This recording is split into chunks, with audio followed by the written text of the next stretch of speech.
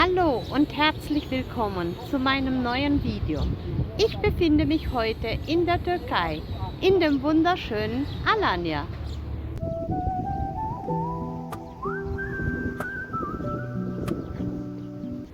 Zum Auftakt unseres Rundgangs besuchen wir einen der bekanntesten Orte der Stadt, den berühmten Kleopatra-Strand.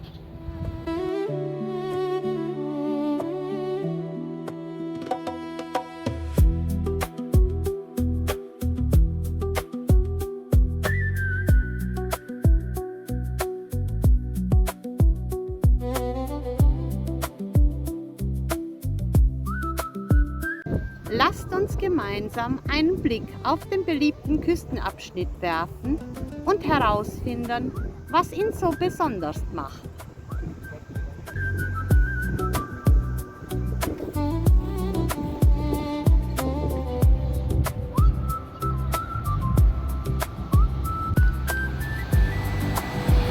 Das türkisblaue Wasser und das beruhigende Rauschen der Wellen schaffen hier eine ganz besondere Atmosphäre.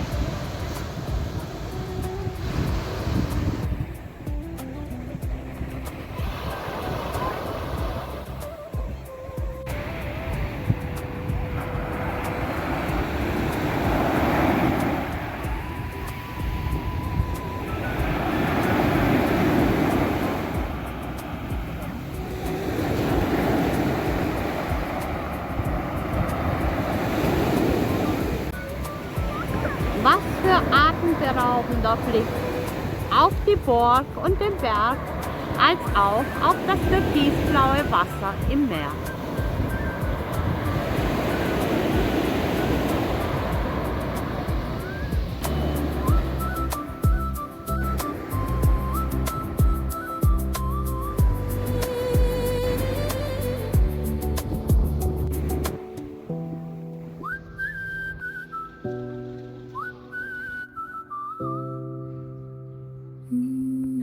Entlang des Strandes gibt es zahlreiche Liegen, Strandbars und Angebote für Wassersport wie Jetski, Paragliding oder Bananenboot.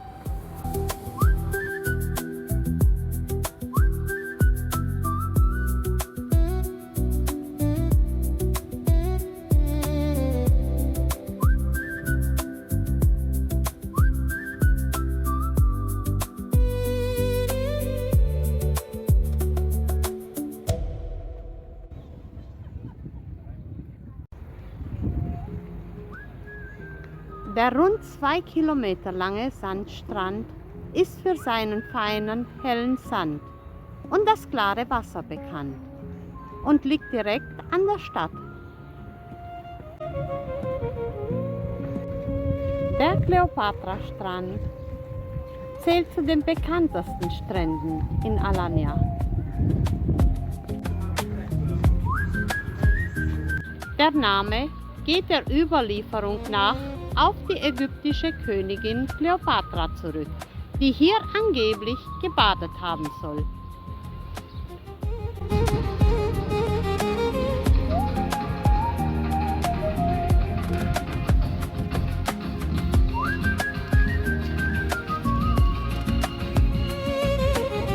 Besonders am Abend entsteht eine schöne Atmosphäre, wenn die Sonne untergeht und die Burg von Alanya in warmes Licht getaucht wird.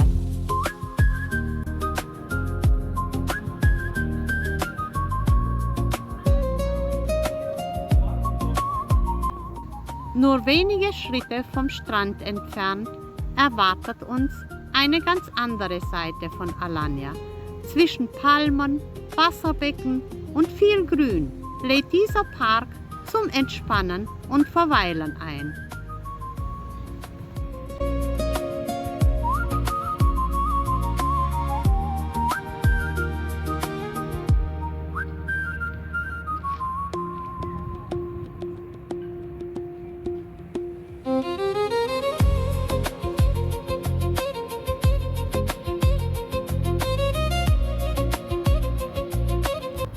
Dieser Park ist wirklich wunderschön. Im Hintergrund, ganz oben auf dem Berg, kann man schon die Burg erkennen, zu der ich mit euch gehen möchte.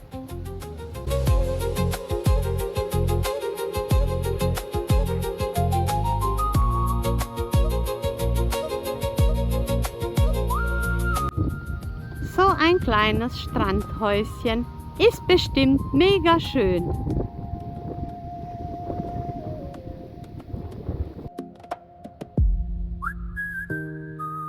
Unser Weg führt uns nun zu einem der bekanntesten Fotomotive am Kleopatra-Strand, der Kleopatra-Statue.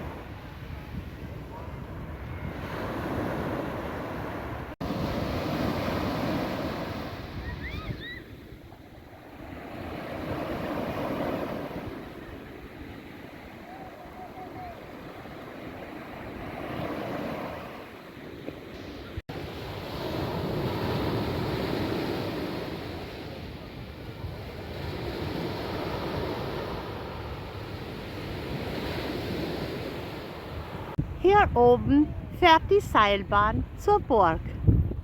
Mit der möchte ich später mit euch hochfahren.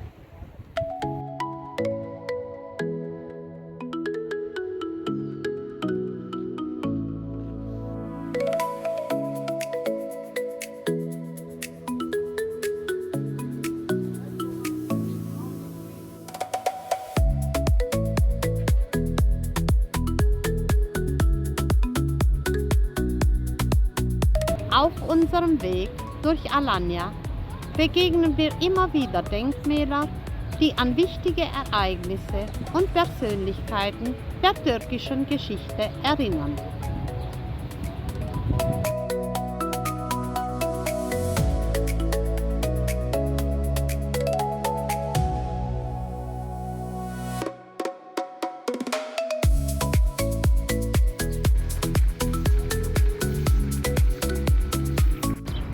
Hier unten befindet sich die Seilbahnstation.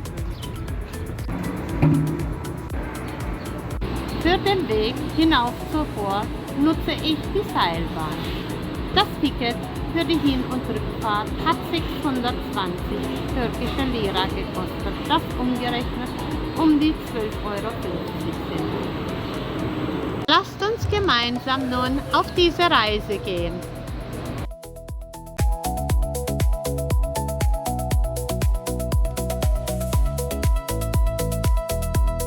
Nun sitze ich hier in der Seilbahn und es geht für uns nach oben. Lasst uns gemeinsam nun zur Burg fahren.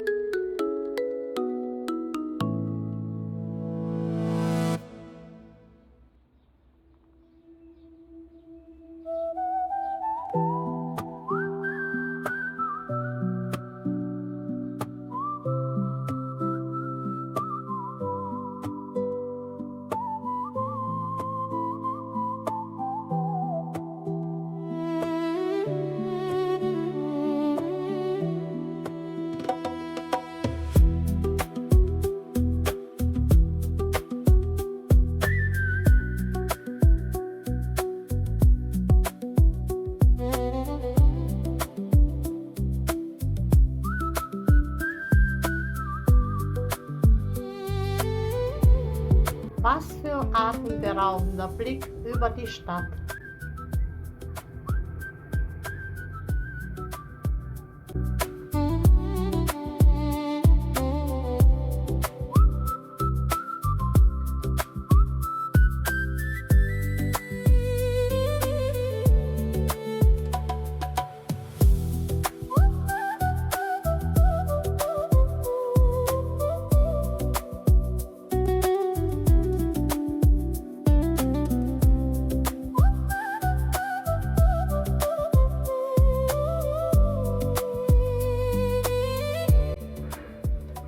Innerhalb von nur wenigen Minuten erreicht man hier die Burg.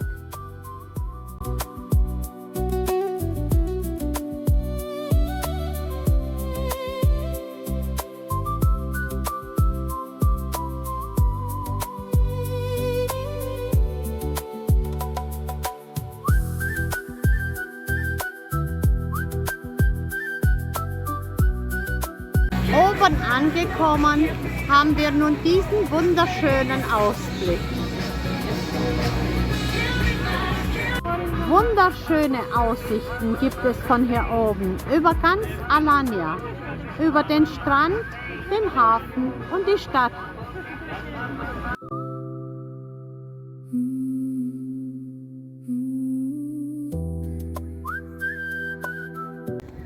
Die Burg von Alanya gehört zu den eindrucksvollsten Sehenswürdigkeiten der Stadt und liegt hoch oben auf einer rund 250 Meter hohen Landzunge über dem Mittelmeer.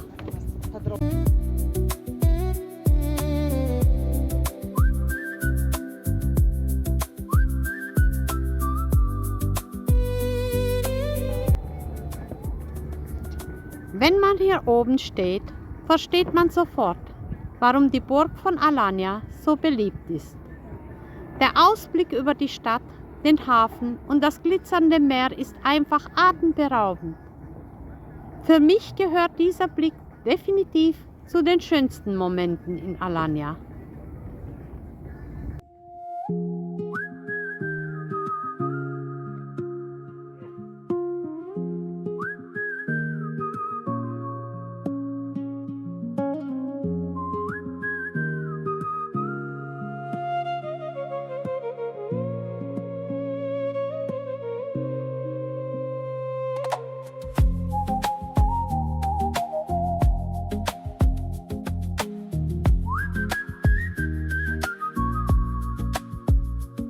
Oben angekommen erwartet euch ein weitläufiges Gelände mit historischen Mauern.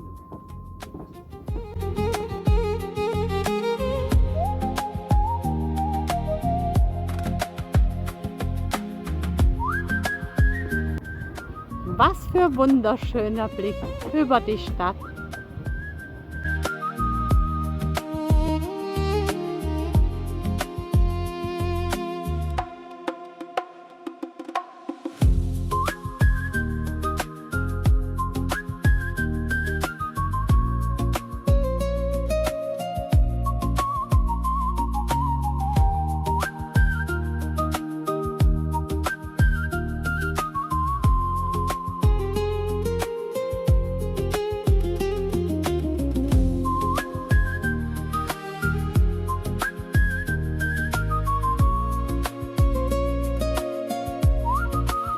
Schaut euch diese herrlichen Aussichten an.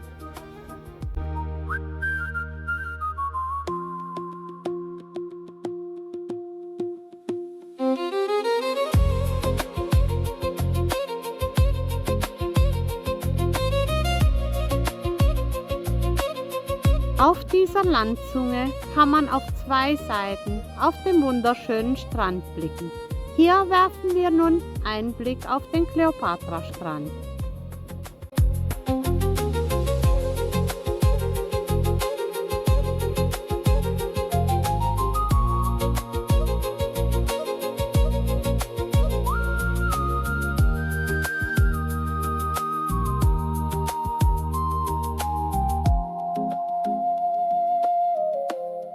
Von hier oben wird erst richtig sichtbar, wie schön Alanya zwischen Bergen und Küsten eingebettet ist.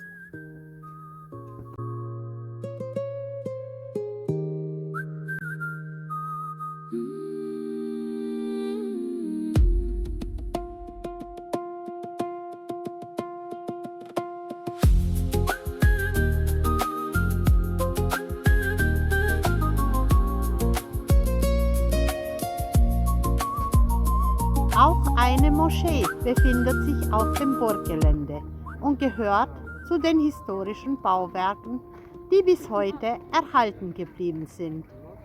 Innerhalb der alten Mauern findet man kleine Souvenirgeschäfte mit Schmuck und Kleidung, als auch regionale Produkte wie gemütliche Restaurants und Cafés, die zum Verweilen einladen.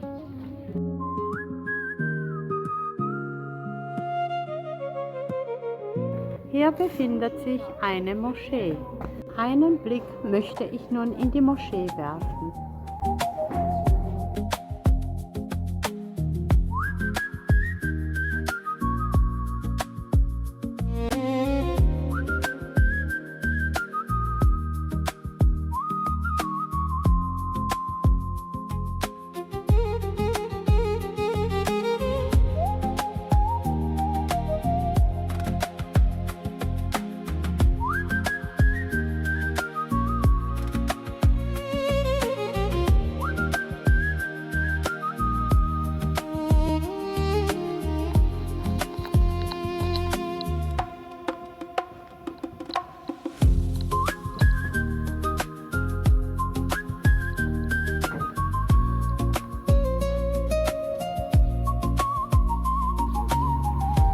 Von der anderen Seite der Landzunge hat man den Blick auf den Hafen und auf den Roten Turm, wo wir später auch nochmal hingehen.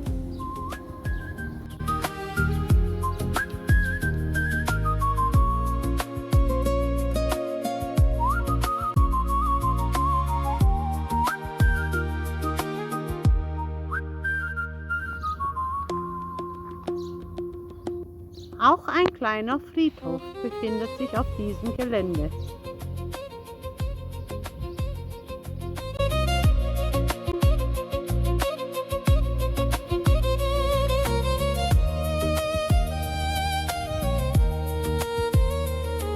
Etwas oberhalb der Altstadt von Alanya, genau hinter der Moschee, befindet sich der historische Bedestan, ein traditioneller Basar aus osmanischer Zeit.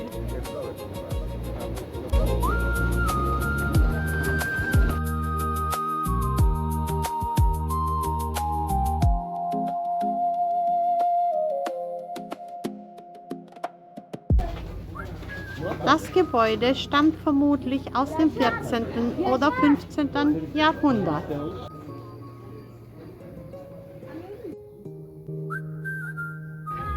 Nach den vielen Eindrücken hier auf der Burg Alanya machen wir uns nun gemeinsam wieder auf den Weg hinunter ins Tal. Für die Rückfahrt benutze ich wieder die Seilbahn.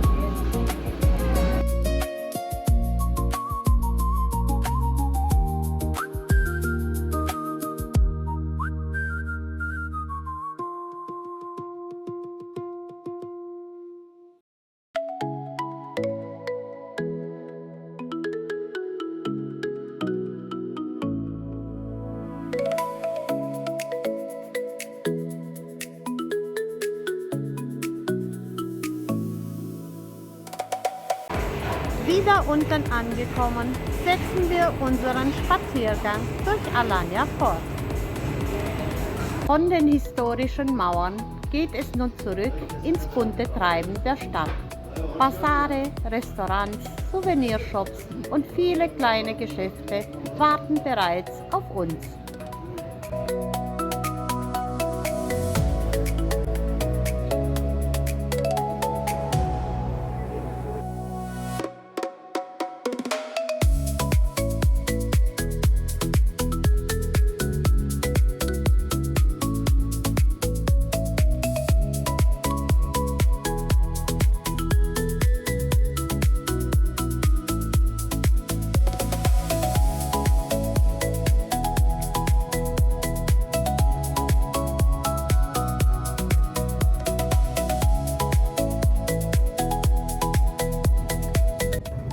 Nach meinem Stadtbummel erreiche ich nun den Hafen von Alanya.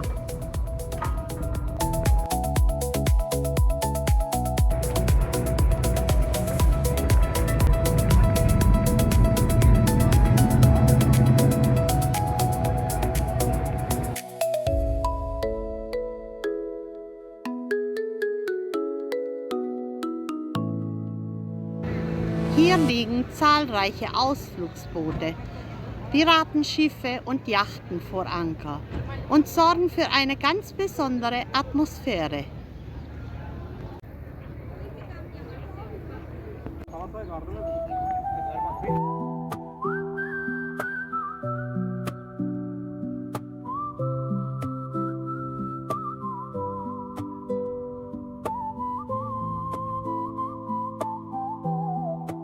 Und oben auf dem Berg hat man wieder den wunderschönen Blick auf die Burg von Alanya.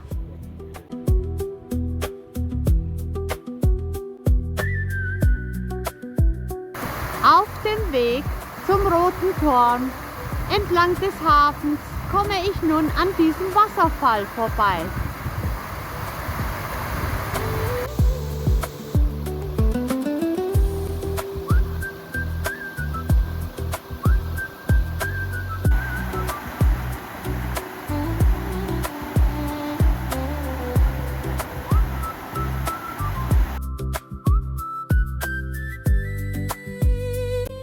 Direkt vor dem Roten Turm befindet sich eine Moschee, die das historische Stadtbild von Alanya mitprägt.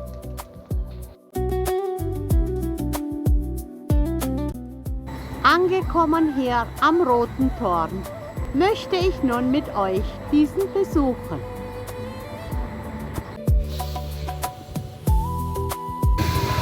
Aber bevor wir den Roten Turm besuchen, werden wir uns erstmal die Werft ansehen.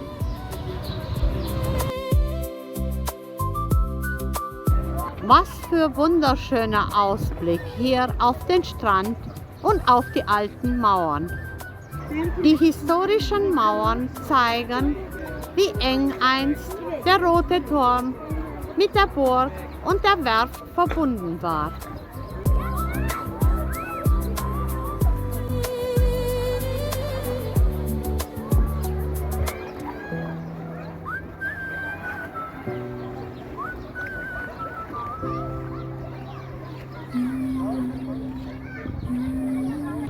Weiter werfen wir einen Blick auf die Boote, die hier vor dem Strand im Wasser schaukeln.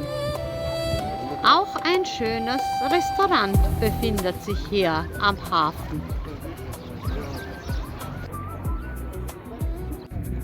Durch dieses Tor geht es nun runter zum Strand.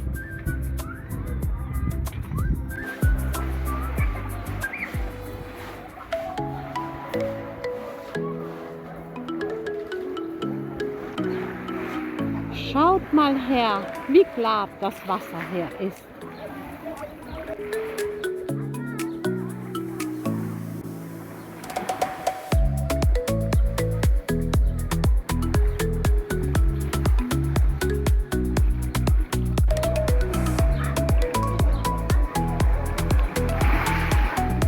Es geht wieder hoch, denn ich möchte mit euch zum Roten Turm. Und hier geht's nun hoch.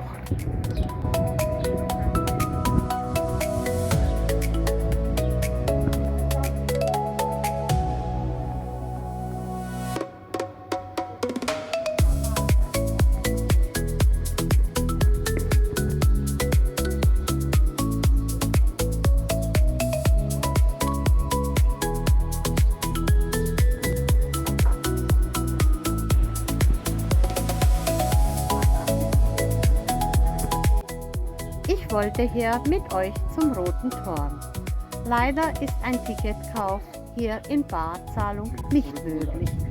Es wird nur Kartenzahlung akzeptiert. Aus diesem Grund werde ich mich weiter mit euch in diesem Hof mal umschauen.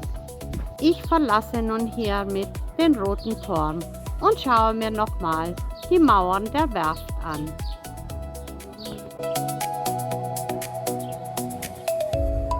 Der Ausblick von hier oben von der Mauer ist wunderschön.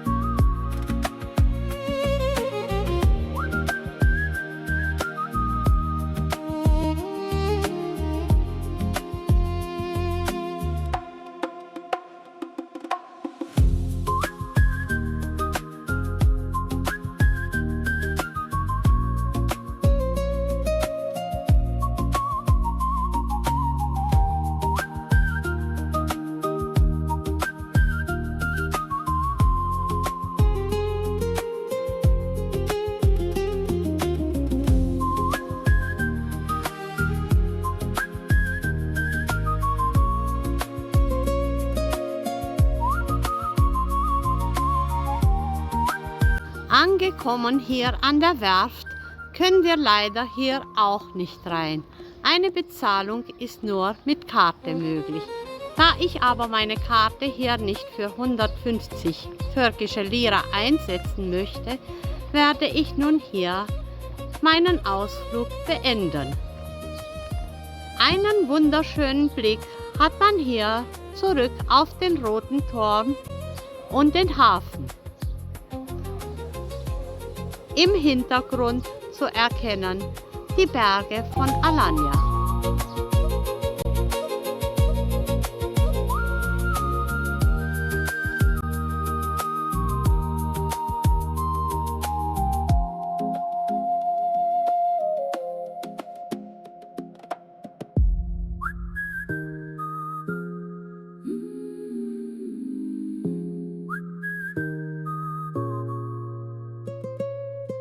Wer Alanya besucht, kommt an der Damlataş-Höhle kaum vorbei.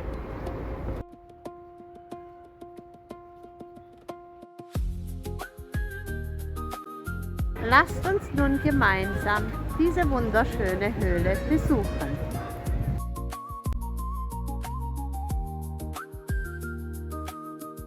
Der Eintritt hier in die Höhle kostet 225 türkische Lira. Leider kommt man auch in die Höhle nicht ohne Karte. Also ich habe jetzt jemanden gefunden, dem ich Bargeld gegeben habe, um diesen Eintritt zu ermöglichen. Lasst uns nun gemeinsam in die Höhle gehen.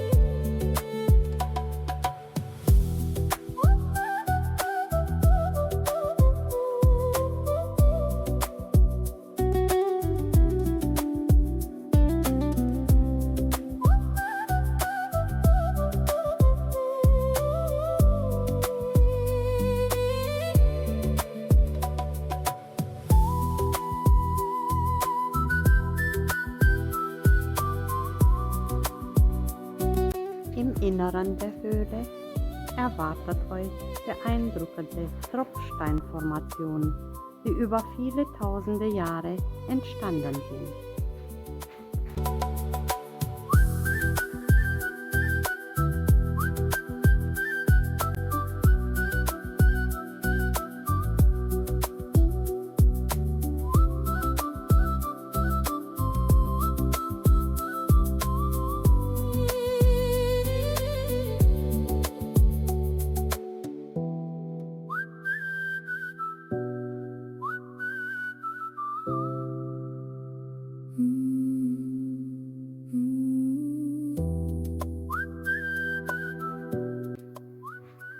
Die Höhle ist recht kompakt und lässt sich bequem erkunden.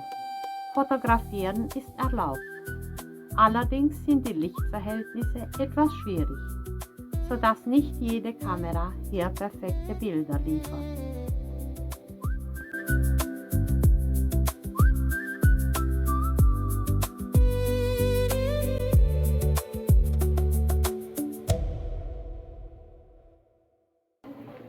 Hier unten in der Höhle gibt es Sitzgelegenheiten, bei denen man hier die frische Luft atmen kann.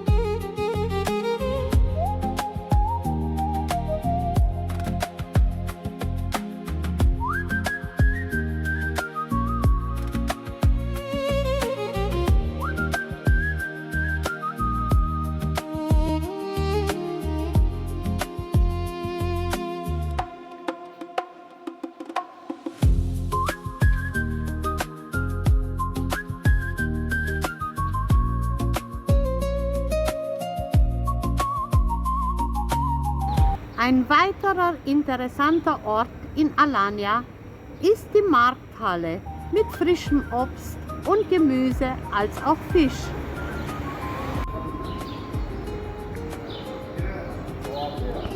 Hier findet man eine große Auswahl an frischen Lebensmitteln aus der Region, von frisch gefangenem Fisch über Gemüse und Obst bis hin zu Gewürzen, Nüssen und typischen türkischen Spezialitäten.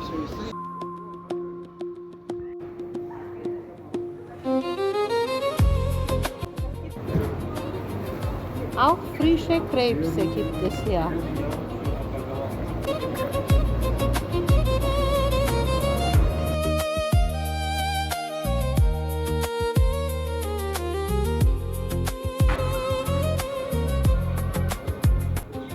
Hier übt man noch Handwerk aus.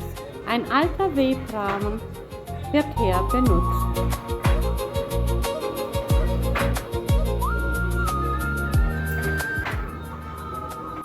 Alles hier ist Handarbeit und wird aus Seide hergestellt.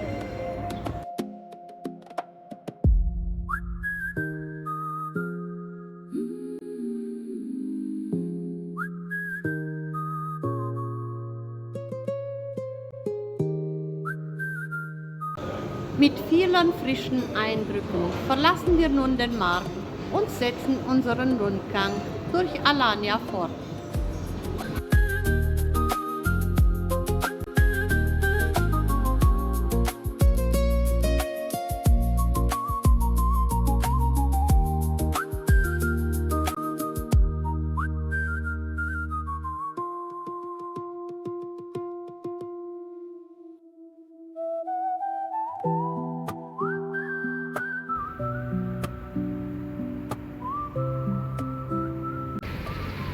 Alanya ist eine Stadt voller Kontraste. Die Eindrücke hier werden mir sicher noch lange in Erinnerung bleiben.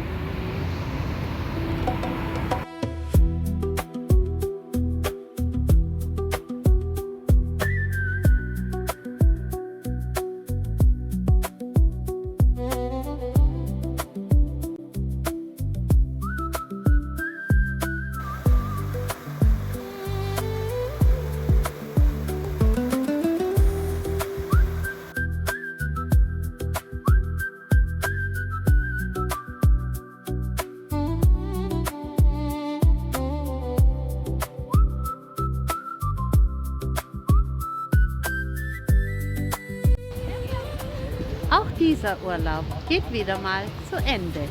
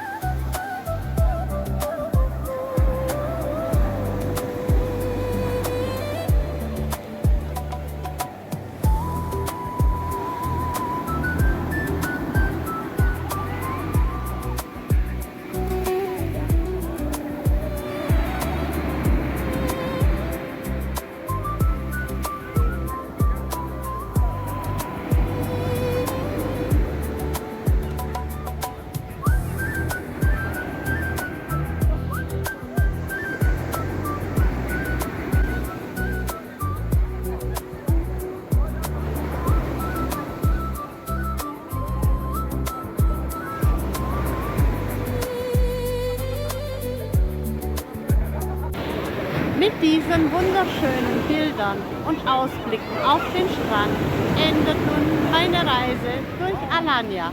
Ich hoffe, ihr hattet genauso viel Spaß wie ich. Ich sage danke fürs Zuschauen und bis bald, demnächst an einem neuen Fall.